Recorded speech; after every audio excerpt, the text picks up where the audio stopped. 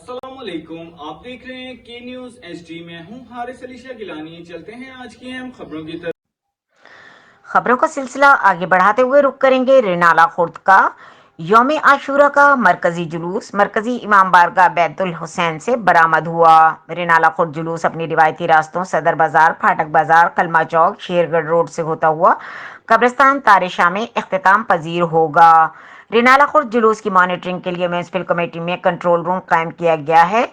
जुलूस की निगरानी CCTV कैमरों से भी की जा रही है। जुलूस की सिक्योरिटी पर 200 से ज्यादा पुलिस एहलकार अपनी ड्यूटी सर अंजाम दे रहे हैं। इमारतों पर माहिर निशानाबाज भी तैनात किए गए हैं।